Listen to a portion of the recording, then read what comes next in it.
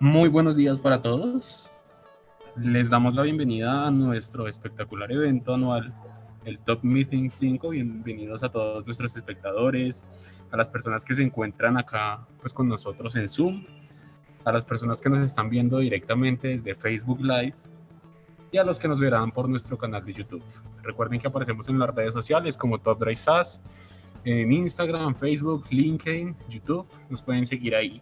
Ahí estamos compartiéndoles información importante todos los días. Recordemos que nuestra charla de hoy se realiza de la mano con nuestro aliado ABB, ¿sí? En su representación está hoy Andrés González, él es gerente de ventas y se conecta desde la ciudad de Bogotá, nos estará capacitando en aplicaciones industriales, UPS.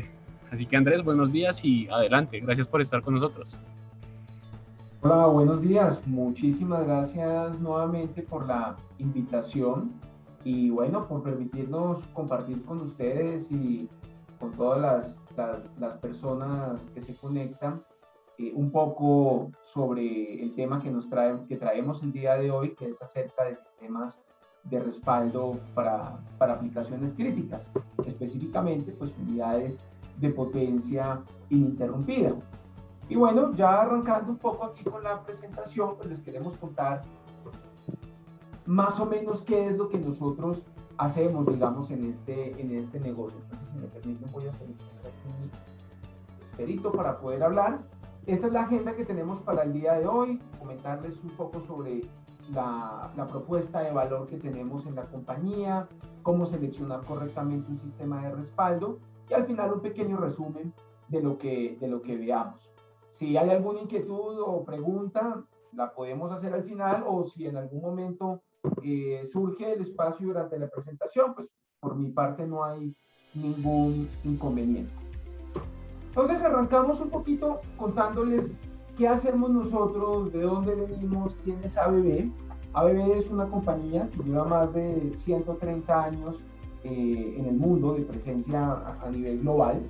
En Colombia tenemos más de 60 años de manera ininterrumpida. De hecho, este año cumplimos los 60 años aquí en Colombia. Y particularmente en la línea de potencia ininterrumpida, es decir, en la parte de UPS, tenemos más de 55 años de experiencia. Somos seguramente el primero o el segundo fabricante, digamos que más longevo en esta línea de producto. Y eso pues definitivamente nos permite llegar con un nivel de experiencia interesante al mercado. ¿Cómo ha sido esa experiencia? Esto, como muchas de estas organizaciones, viene por la herencia de tres grandes compañías. Entonces, cuando hablo de herencia, hablo de adquisiciones. ABB adquirió hace más o menos unos 25 años seguramente una compañía suiza llamada New Wave, que también tiene una presencia en Colombia incluso desde ese entonces.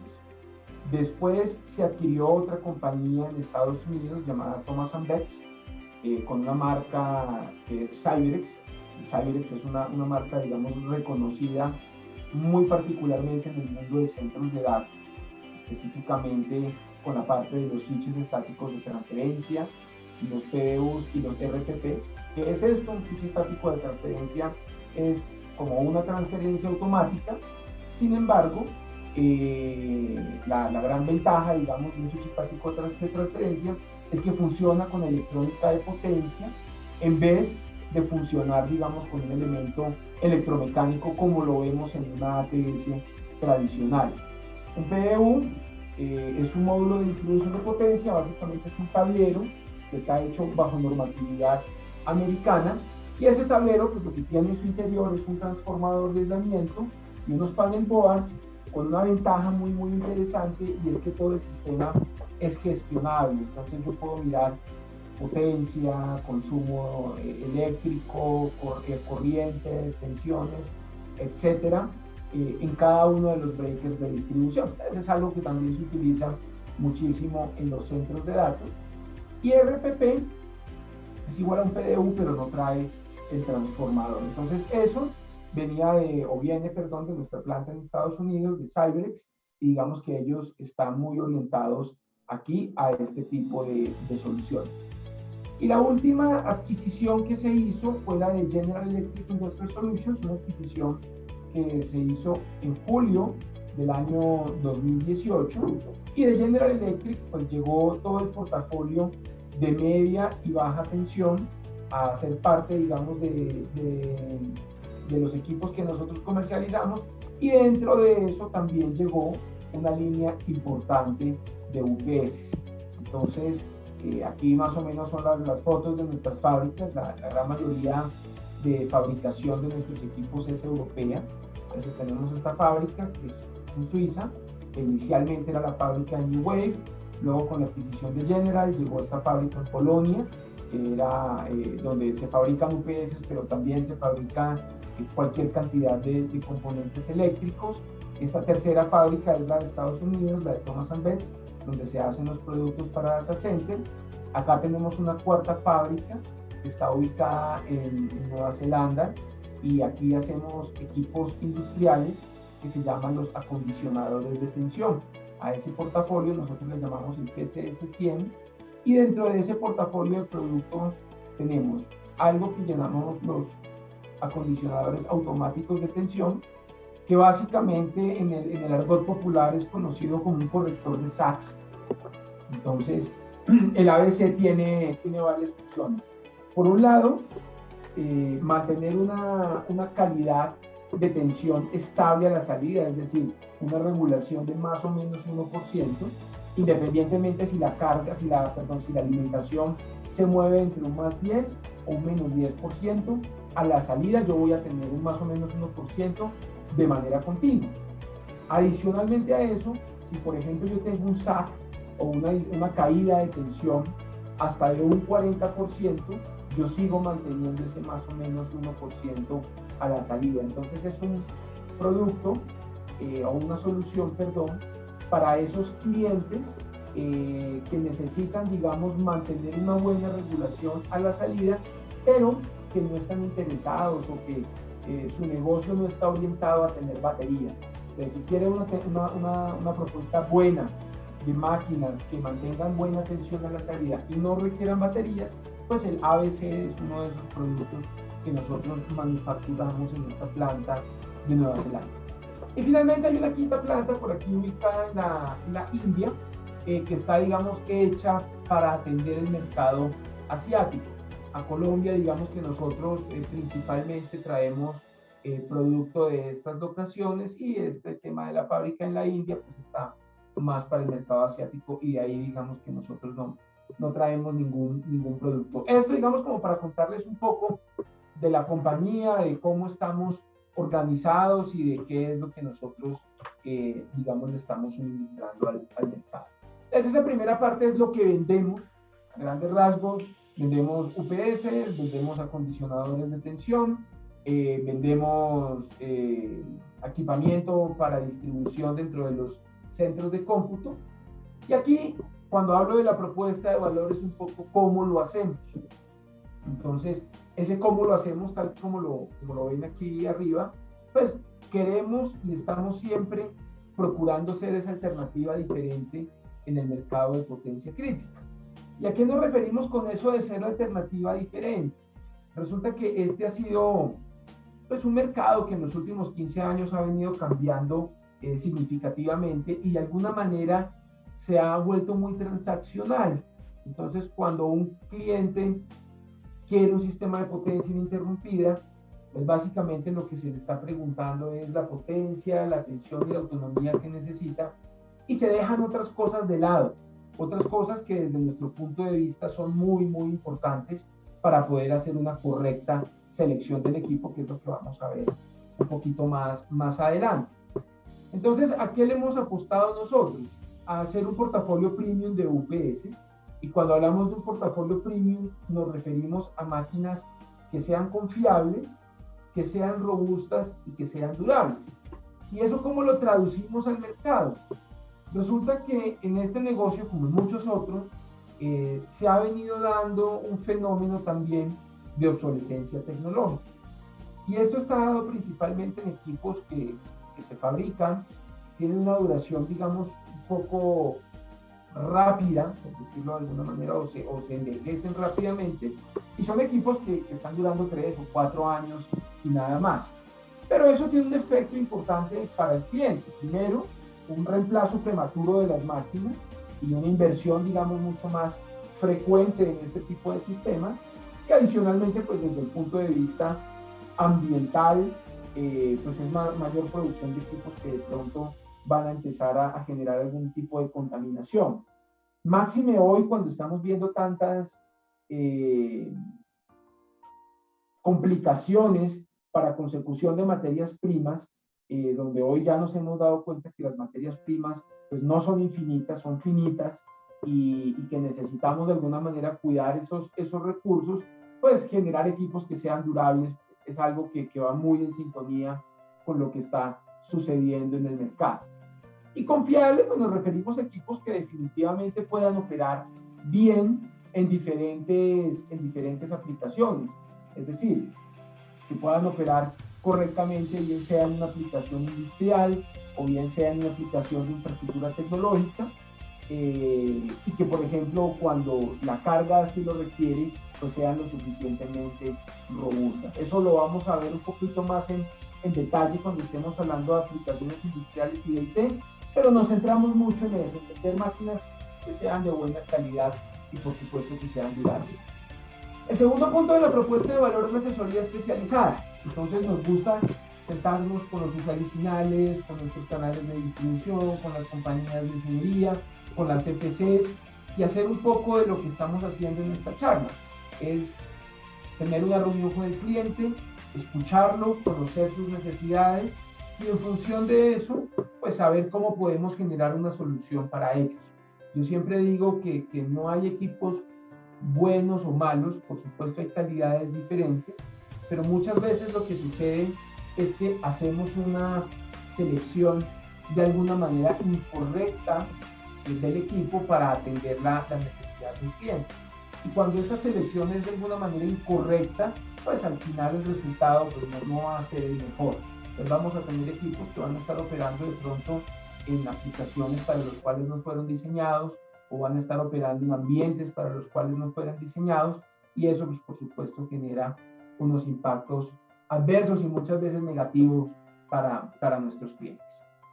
Y finalmente, a nivel de propuesta de valor, pues otro de los puntos que tenemos es que hay una propuesta completa de electrificación. Es decir, no somos una compañía que se especializa únicamente en potencia ininterrumpida, sino que tenemos temas de media tensión, de baja tensión. Hay un portafolio muy grande en estas dos áreas, incluso a nivel de distribución, de transferencias, de integración digital, y eso también ayuda mucho cuando el cliente está buscando integrar o paquetizar una solución. Pues al final del día eso tiene unos resultados positivos, no solamente desde el punto de vista del precio, sino desde el punto de vista de la integración de la solución, del espacio utilizar, de la atención que uno le puede dar al cliente cuando hay una mayor cantidad, digamos, de productos que se interconecta y se comunica entre sí. Entonces, eso, digamos, es un poco cómo manejamos nosotros el negocio, cómo lo llevamos, digamos, de cara al cliente final. Y ahora sí, entrando aquí un poquitico más en materia, vamos a hablar de cómo seleccionar correctamente un sistema de respaldo o un sistema de potencia ininterrumpida. Y esto lo hago a través de diferentes preguntas que deberíamos de alguna manera formularnos. Yo aquí coloco 7, pero nos podríamos formular 20, 30, 40, 10, es decir, una cantidad importante de preguntas que uno se podría hacer para seleccionar correctamente una UPS.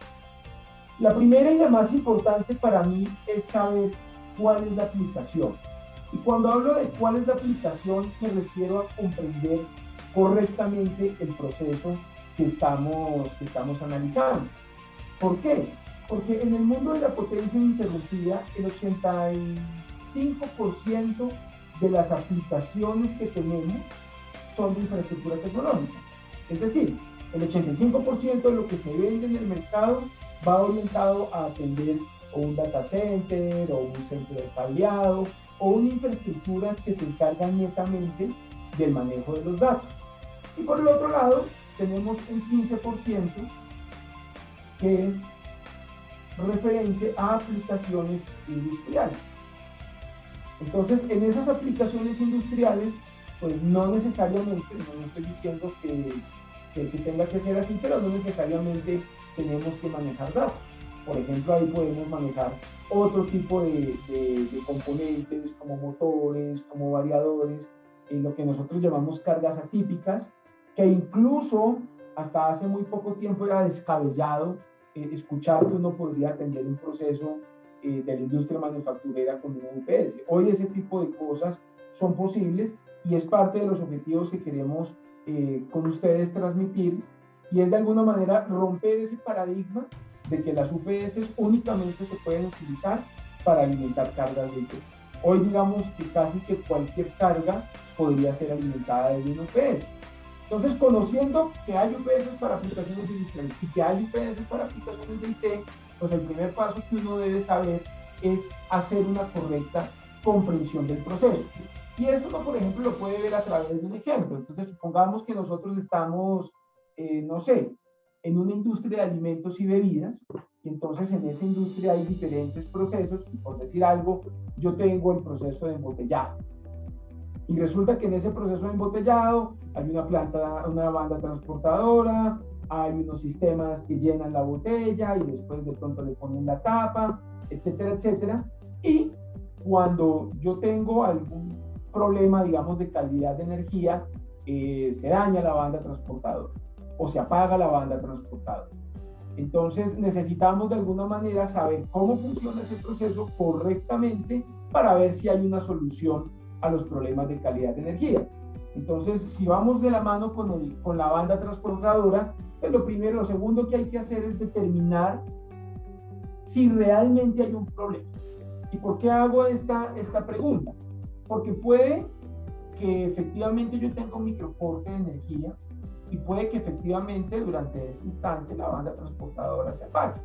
Y es pues algo que no es deseable para mi negocio, pero puede que yo pueda sobrevivir con eso y que realmente no sea un impacto muy fuerte para lo que yo estoy fabricando. Entonces realmente hay que saber si hay un problema de calidad de energía y determinar cuál es el problema de calidad de energía, porque esa banda se puede estar apagando por microcortes, o se puede estar apagando por sacs, o se puede estar afectando por subidas de tensión, o se puede estar dañando por problemas de distorsión armónica. Entonces, determinar el problema que vamos a atacar es fundamental. Y entonces, para eso, muchas de las recomendaciones, si el sistema, digamos, ya está operativo, es hacer un análisis de calidad de energía.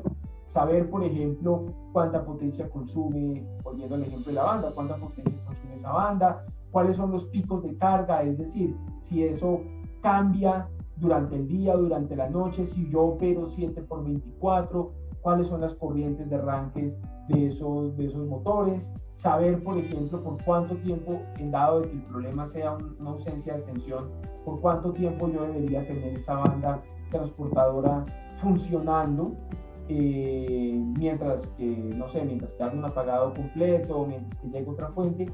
Entonces hay que empezarse a preguntar también cuáles son los problemas que yo tengo en ese equipo.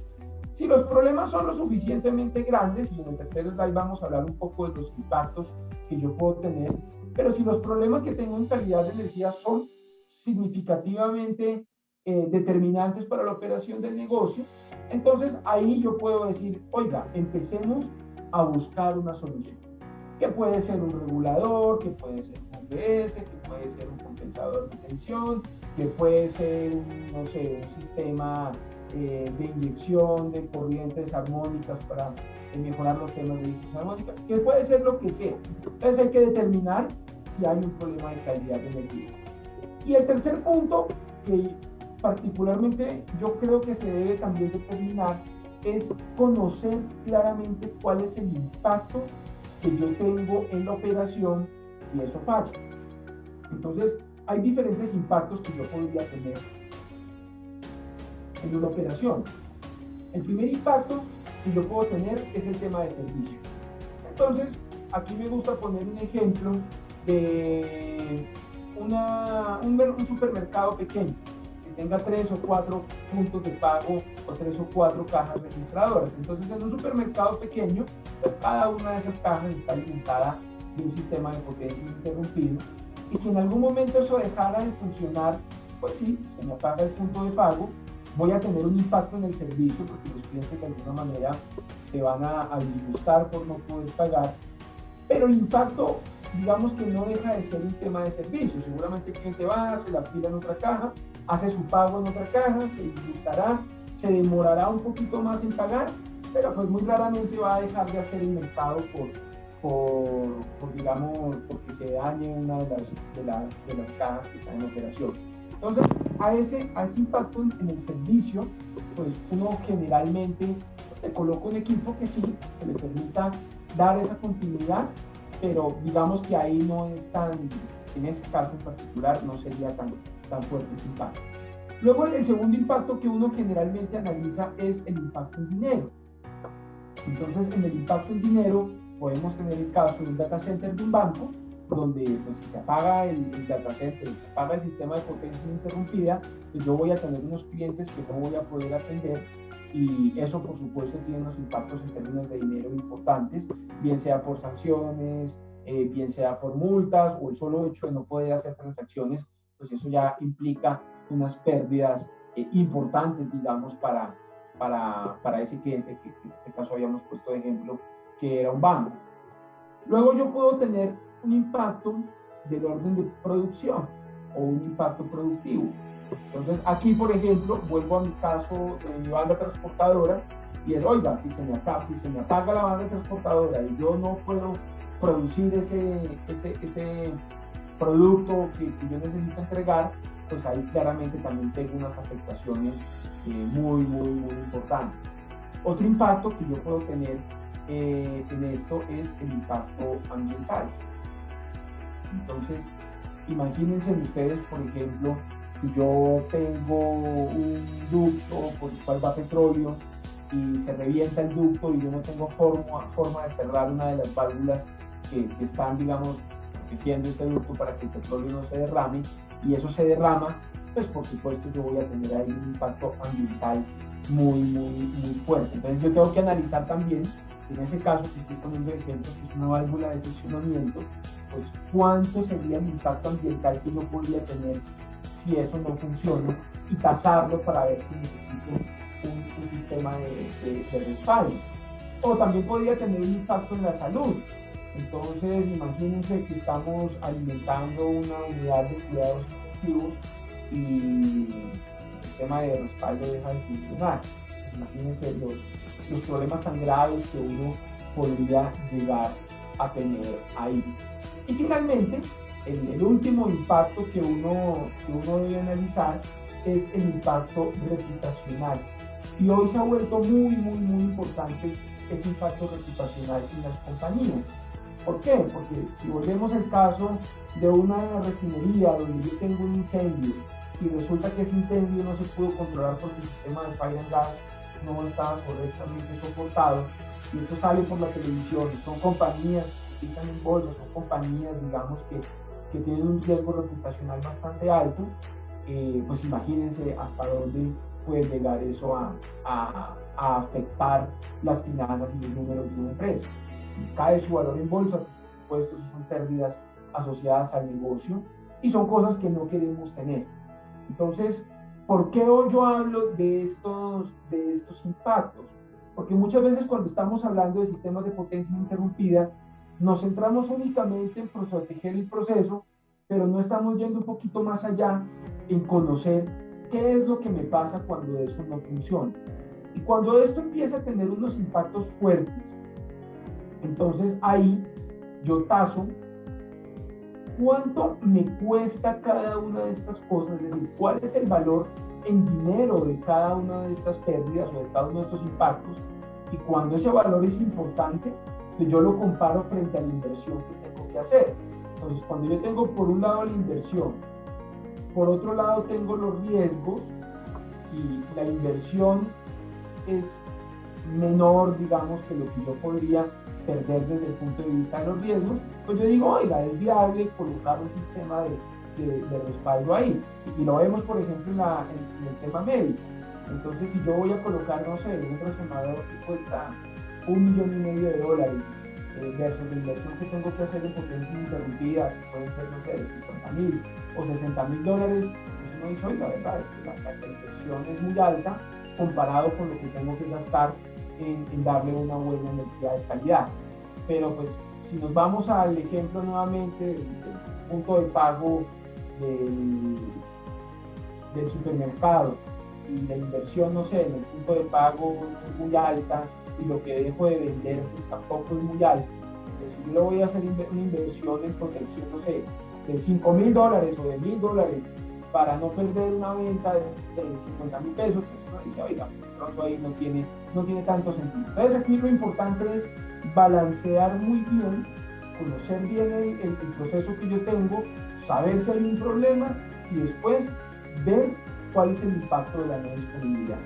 Si estos primeros 3 puntos se hacen correctamente, entonces ya aquí nos podemos empezar a centrar en la solución que yo necesito implementar. Y aquí básicamente la idea es encontrar la solución más efectiva. Pero ¿cómo sé yo cuál sería la solución más efectiva para un determinado problema? Entonces aquí yo me tengo que empezar a preguntar qué pasa en esa aplicación. Entonces las primeras preguntas que yo me haría es, bueno, ¿qué es lo que yo voy a alimentar? ¿Va a ser un motor? ¿Va a ser un variador? ¿Va a ser un data center? ¿Va a ser un centro de cableado? ¿Va a ser una torre de telecomunicaciones? En función de lo que yo voy a alimentar, tengo que empezar a ver también qué es lo que me está afectando ese sistema. Y es donde yo les decía, bueno, hacemos un estudio de calidad de energía o buscamos qué es lo que me está afectando.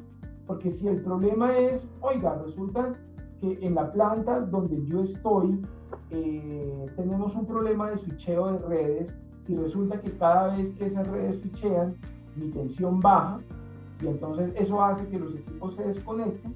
Ok, entonces yo ahí me puedo ir con el sistema de compensación de tensión que yo les decía al comienzo, donde independientemente de qué tan alto o bajo sea ese SAC o ese suelo, yo voy a tener un más o menos 1% a la salida. Y si ese es mi único problema, pues yo voy bien. O sea, si es un tema de regulación, ahí yo puedo colocar un equipo que netamente me maneje regulación a la salida.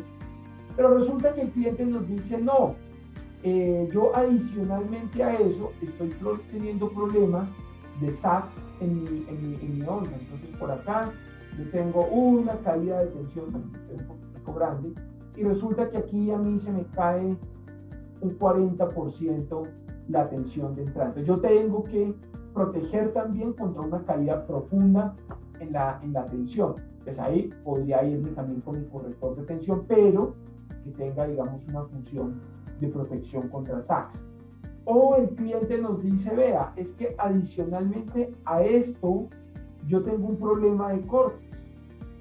Entonces resulta que en determinado momento la señal se corta, pero son unos cortes pequeñitos, me dicen, son menores a 1 segundo. Entonces quizá yo aquí lo que tengo que ver ya es un sistema que me permita manejar la carga, pero que adicionalmente tenga algo de almacenamiento de energía. Entonces en ese algo de almacenamiento de energía pueden haber, no sé, ultracapacitores que me den cierta autonomía, cuestión de medio segundo, mientras que el sistema se mejora. Otro cliente nos podría decir, no, mire, es que el problema no es de cortes cortos, sino de cortes largos, y entonces yo me demoro 10 o 15 segundos en volver a tener un sistema de regreso. Entonces ahí ya pues, los ultracapacitores, no me van a funcionar, sino que de pronto yo tengo que colocar un flywheel. Entonces un flywheel es un equipo que almacena, digamos, la energía de forma cinética, es una rueda que gira a alta velocidad, todo el tiempo está girando y tiene, digamos, un inversor a la entrada, de modo tal que cuando él está girando, yo le estoy inyectando de alguna manera energía a ese cilindro, y cuando se va la energía, pues el cilindro, por la inercia que lleva sigue girando y me genera nuevamente energía de regreso para alimentar mi proceso. Entonces eso da unas autonomías pequeñas de 15, de 20, 25, quizá 30 segundos, pero es el tiempo suficiente mientras que entra un generador a funcionar. Entonces el flywheel, digamos que ya me protegería contra cortes un poquitico más largos. O el cliente dice, no, yo adicionalmente a los cortes, resulta que no son de 15 o de 20 segundos, sino que yo no tengo transferencia automática y me puedo demorar 3 minutos en ir y prender la planta y hacer la transferencia. Entonces ya ahí necesito yo un sistema que me permita tener una autonomía más grande, que podrían ser unos bancos de baterías. Entonces ahí ya podría tener autonomías de 5, de 10 o de 15 minutos, ya para unos tiempos mucho más largos. Y si el cliente nos dice, mire, ¿y sabe qué? Adicionalmente tengo problemas de factor de potencia a la entrada, tengo problemas de distorsión armónica, entonces ahí podríamos encontrar una solución interesante que sería a través de una UPS. La UPS de alguna manera me protege contra casi todos los problemas de calidad de la energía. Entonces con la UPS yo lo que estoy haciendo es entregarle una onda seno cuasi perfecta a la carga con una distorsión armónica en tensión del más o menos 2%, es decir, una onda muy buena a la salida, y adicionalmente a la entrada del sistema yo le estoy devolviendo un factor de potencia más o menos de 0.98 y le estoy devolviendo también una distorsión armónica casi que menor al 5% en corriente bajo cualquier nivel de carga. Entonces a través de la UPS yo protejo contra los problemas de calidad de energía en función de la tensión, protejo o le regreso, al operador de red una buena calidad de energía, porque de ahí en adelante se está viendo como si el sistema fuera prácticamente una carga lineal con una distorsión armónica muy bajita, y adicionalmente tengo protección contra los cortes, contra los microcortes, contra las subidas o las caídas de tensión. Entonces digamos que la propuesta que ocuparía o que cumpliría con la totalidad o con casi la totalidad de los problemas de calidad de energía del cliente sería una UPS, si el cliente quisiera resolverlos absolutamente todos y no tuviese ningún inconveniente con utilizar batería. Entonces, si al final decimos, listo, tenemos ya la solución y le vamos a colocar un compensador, le vamos a colocar la UPS, la siguiente parte o la siguiente pregunta que me tengo que hacer es, ¿cuáles van a ser las condiciones de operación del equipo? Y esas condiciones de operación las podemos ver desde dos aristas. La primera será desde el punto de vista de la carga y la segunda será desde el punto de vista del ambiente. En función de esas dos cosas es que podemos determinar el tipo de equipo a suministrar o a colocar. Entonces, ¿cuáles serían las consideraciones que yo debería tener desde el punto de vista de la carga? La primera consideración que yo debo tener desde el punto de vista de carga es la tensión de operación. Entonces, oiga, este sistema opera 480, opera 400 voltios, a 208, a 220, es decir, ¿cuáles serían la tensión de operación que yo necesito para alimentar ese sistema? La siguiente pregunta que me tengo que hacer yo es, bueno, ¿cuál es el tipo de carga que yo voy a alimentar? Es decir, yo voy a alimentar datos, entonces voy a alimentar un servidor, voy a alimentar computadores, voy a alimentar una central telefónica, voy a alimentar, no sé, un tema de iluminación, o voy a alimentar un hospital, o voy a alimentar un resonador. ¿Qué tipo de carga es lo que yo voy a colocar en ese equipo? Y el tipo de carga, entonces, vamos a colocarle una carga resistiva, o le vamos a colocar una carga inductiva, o le vamos a colocar una carga capacitiva. Es decir, desde el punto de vista eléctrico, ¿cómo va a ser esa carga? Porque si ustedes miran, en el mundo de IT, es decir, en los centros de cómputo, si yo tuviese por acá un perfil de carga, la carga sería muy estable. Es decir, es algo que no varía mucho en el tiempo. Pero, por ejemplo, si me fuera al mundo médico, el tipo de carga o el perfil de carga sería más o menos algo así. Unos impulsos de corriente muy altos, muy grandes, y que se repiten constantemente. Entonces, la UPS o el equipo que yo utilizo para alimentar este tipo de carga es completamente diferente al que debería utilizar para alimentar un tomógrafo o un resonador del mundo médico. Son cosas completamente diferentes y uno de los errores grandes que se cometen es utilizar un equipo que viene del mundo de IT para alimentar una de estas cargas. Lo que va a suceder es que el equipo, en el caso de que llegue a funcionar, o uno, lo voy a degradar muy rápidamente, o dos, el equipo simplemente va a dejar de operar de manera muy rápida. Incluso se puede llegar hasta incendiar por el estrés eléctrico al que es sometido. Entonces, sabiendo el tipo de carga, ya uno empieza a mirar, bueno, por dónde me voy a ir o cómo voy a resolver ese inconveniente. El siguiente punto a mirar es la potencia. Entonces, bueno, estoy hablando de un kVA, de 2 kVA, de 3 kVA, o estoy hablando de un sistema de 100, de 150, de 1 MVA. No es lo mismo alimentar un motor, donde ya voy a tener una corriente de arranque muy alta y después se va a alimentar un data center que puede tener una carga muy alta, pero que se va a mantener estable. Entonces, saber la potencia de operación va a ser fundamental para definir el equipo en el cual yo voy a centrar. Y luego tengo que mirar las condiciones ambientales. Entonces, las condiciones ambientales son bien interesantes. Por ejemplo, en un data center las condiciones ambientales son muy buenas. Yo tengo humedad controlada, temperatura controlada, micropartículas controladas. Entonces, el equipo, digamos que está operando en un entorno muy amigable, muy bueno. Entonces, ahí yo tengo que empezar a mirar, bueno, ¿cuál es el ambiente donde yo voy a operar? Si voy a operar en un data center, fantástico. Necesito un equipo que no requiera, digamos, una protección ambiental muy buena. Pero si, por ejemplo, yo voy a operar a una mina como la que está ahí, pues me tengo que empezar a hacer las siguientes preguntas. Por ejemplo, la temperatura.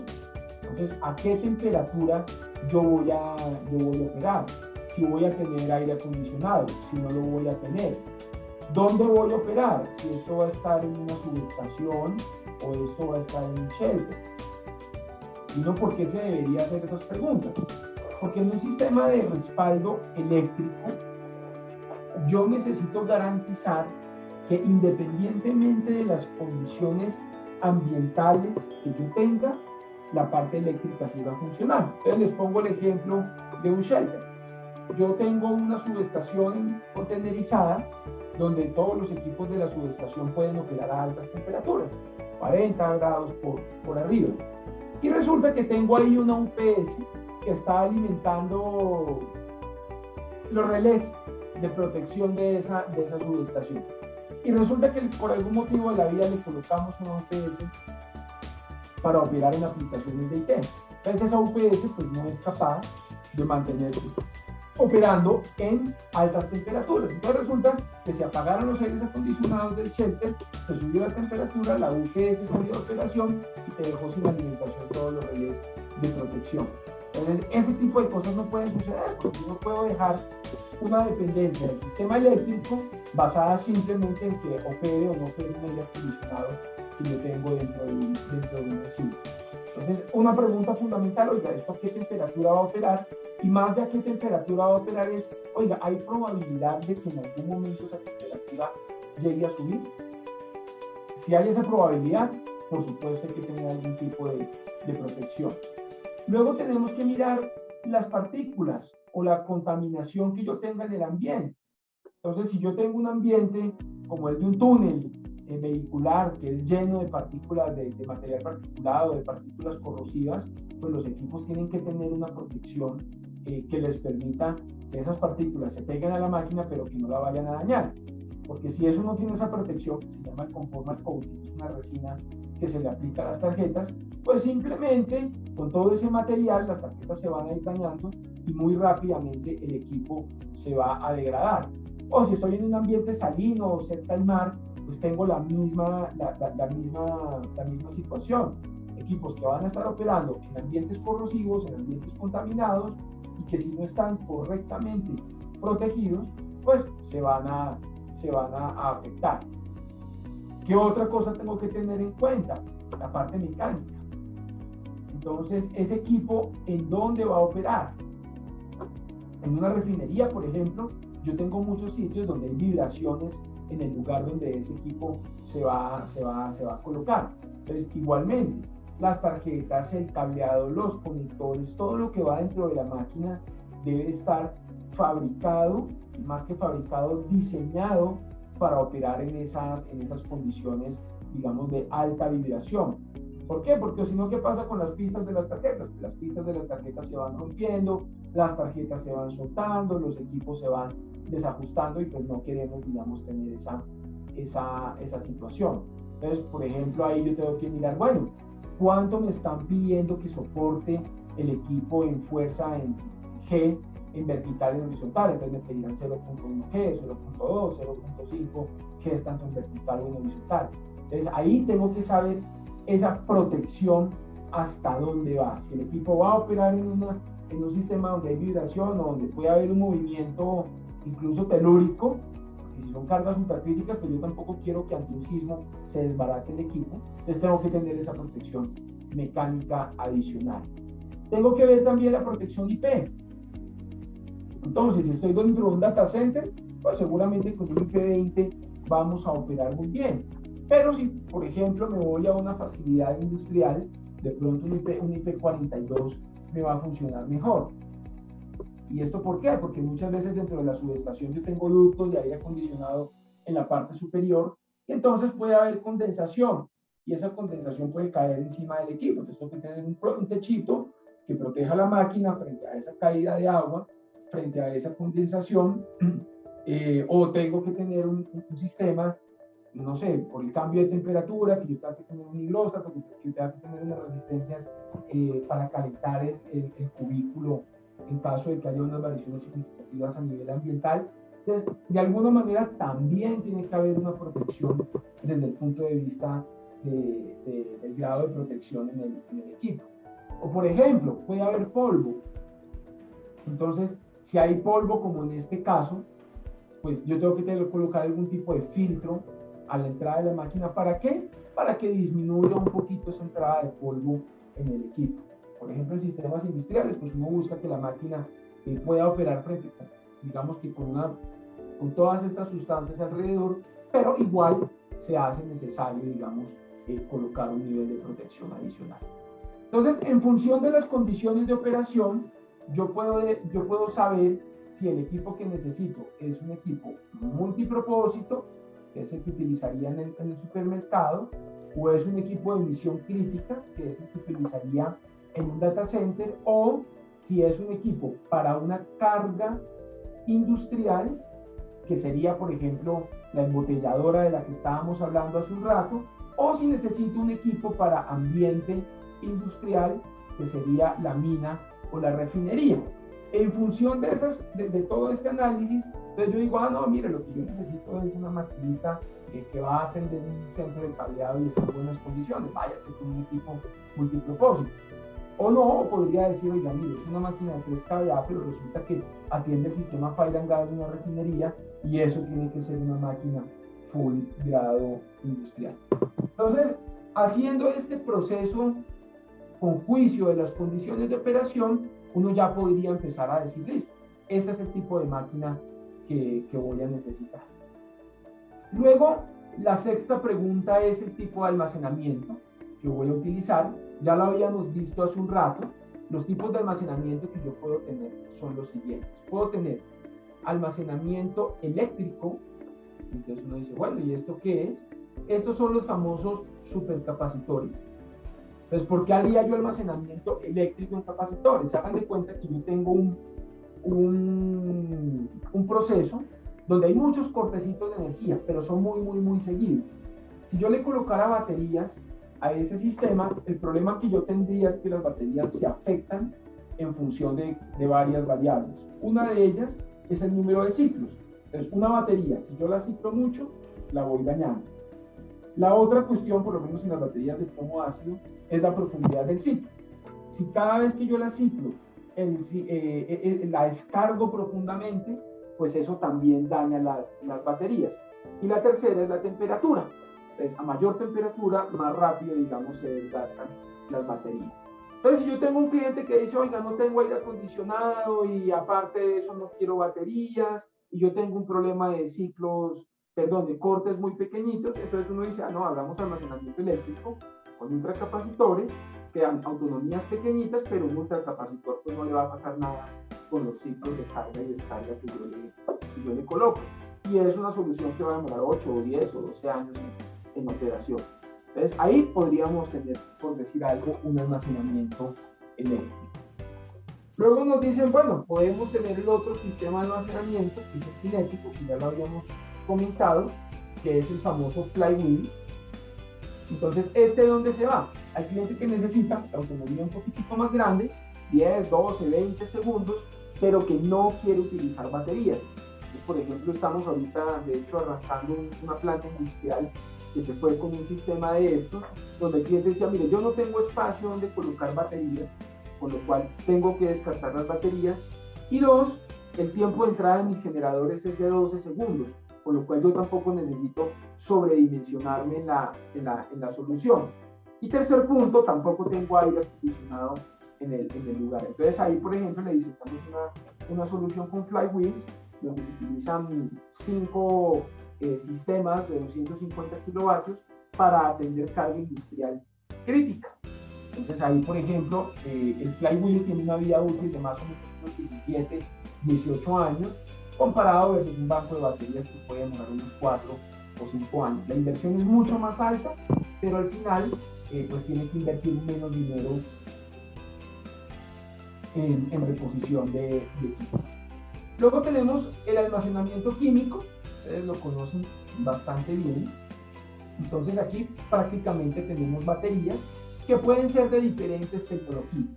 Por un lado, plomo ácido, que pueden ser abiertas o cerradas, que es digamos lo que más se utiliza en el país. Entonces aquí tenemos las famosas baterías BRLA, que son las secas selladas libres de mantenimiento, que pueden tener separador en gel o en AGM. Esto digamos que el 90% de lo que se vende en el país son baterías secas selladas libres de mantenimiento.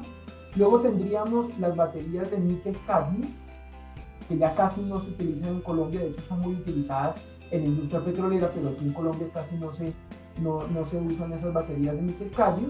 Y tenemos, digamos, lo más reciente, que son las baterías de ion de litio.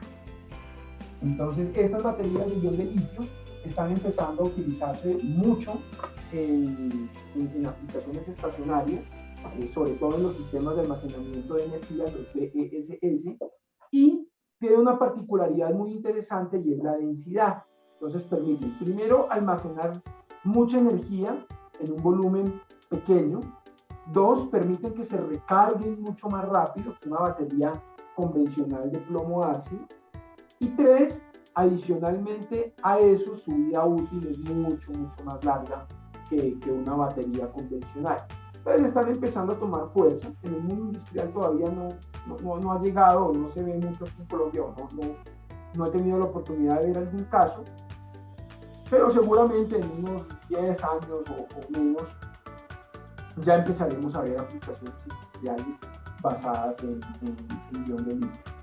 Entonces ahí tendríamos, digamos, que los tres sistemas de almacenamiento de energía. Por supuesto habría un cuarto sistema que es como que ven en la foto, que es almacenar agua, pero digamos que eso ya sería más a mayor escala. En esta escala local, por decirlo de alguna manera, serían, digamos, las tres formas en las que uno podría hacer ese almacenamiento de energía. Y ya para finalizar, la séptima pregunta que uno debería realizarse es, oiga, si el proceso es muy crítico, seguramente yo voy a necesitar algo de redundancia, porque yo coloco un UPS para aumentar la confiabilidad del sistema. Yo tengo por aquí una barrita, alimento mi UPS y después por acá alimento el proceso. Pero resulta que de todos modos, perdón la caligrafía que no se entiende nada ahí, resulta que de todos modos esto está en serie con el proceso, es decir, la UPS de alguna manera viene quedando aquí en la mitad de todo, a pesar de que tiene un bypass y que tiene, digamos, varias formas de transferir a otra red o a otro sistema, pues no deja de ser algo que está aquí en el medio.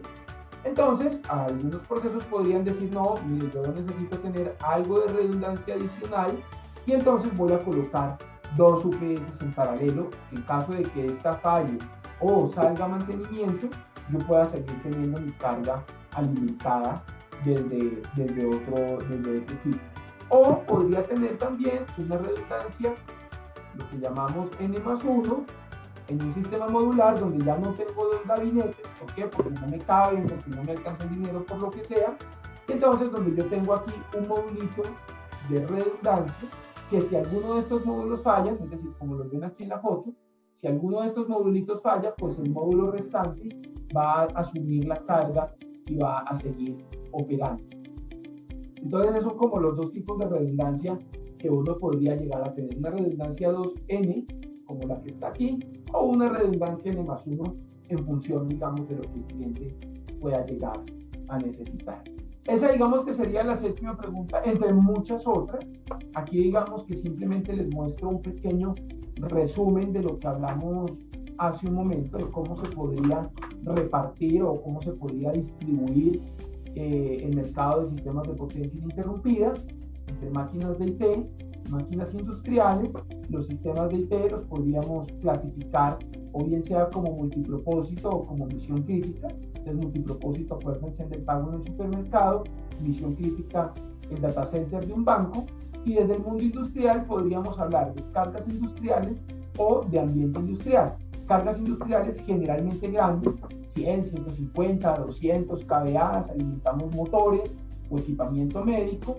O en ambiente industrial, cargas que seguramente no son muy grandes, van desde 1 hasta 50 kVA, y desde el punto de vista eléctrico, pues no alimentan no alimentan cargas muy complicadas. Generalmente alimentan instrumentación, automatización, o el SCADA, o alimentan cargas de control, es decir, cargas que eléctricamente no tienen mucho problema, pero que desde el punto de vista ambiental los equipos pues sí operan en unas condiciones muy complejas. Entonces, bueno, se nos acabó el tiempo. Esto era lo que les queríamos compartir el día de hoy. Si hay espacio, pues podemos revisar algunas preguntas y atender algunas inquietudes, o si no, pues nuevamente muchísimas gracias por participar, y en lo que nosotros podamos ayudarles, pues con el mayor de los gustos a través de Top Drive. Ahí siempre estamos muy pendientes. No sé si de pronto hay alguna pregunta por ahí que quieran mandar. Así es, muchas gracias, Andrés. De verdad, qué gusto poder tener tan valiosa información de la mano de ABB. Lo mejor es poder compartirla con todas las personas que el día de hoy se encuentran conectados con nosotros. Recordemos que estamos transmitiendo esta reunión a través de Zoom y a través de nuestros canales virtuales, como lo es Facebook Live. Sí, como lo comentabas, Andrés, abrimos nuestra sección de preguntas por si alguno de nuestros asistentes llega a tener alguna duda sobre esta charla. No sé si alguno pues quiera preguntar algo antes de retirarnos.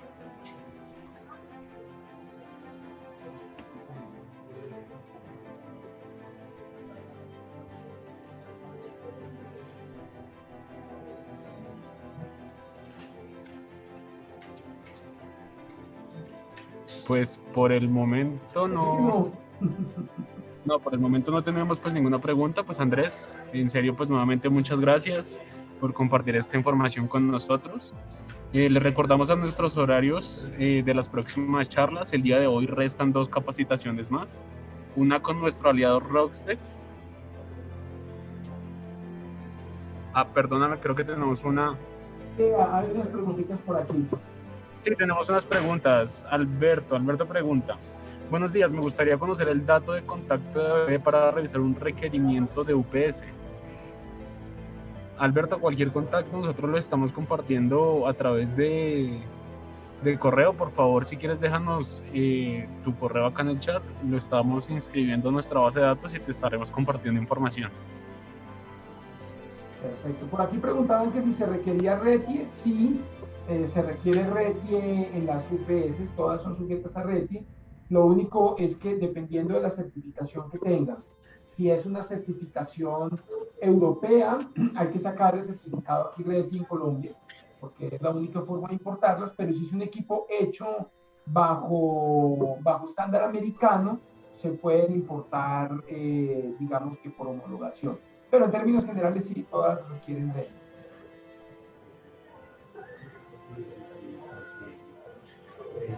Listo, dejamos espacio para alguna otra pregunta.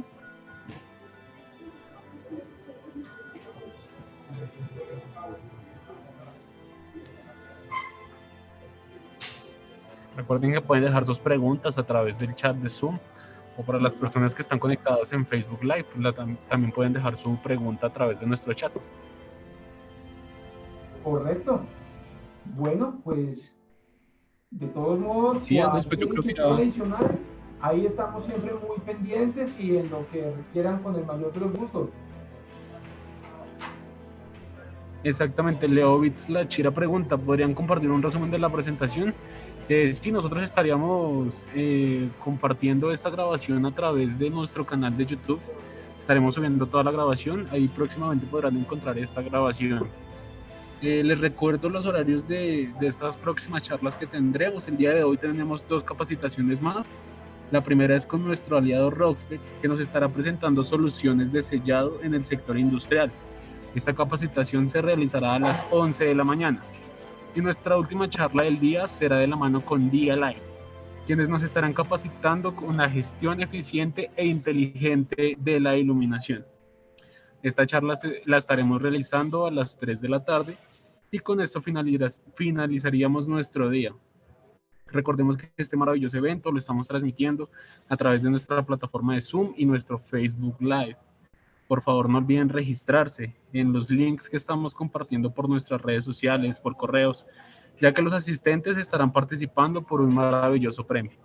Entonces, Andrés, de verdad, muchísimas gracias y pues con esto cerramos nuestra capacitación con ABB. Muchas gracias a ustedes también por la invitación y bueno, quedamos así entonces. Listo, muchísimas gracias. Chao, nos vemos a las 11 de la mañana.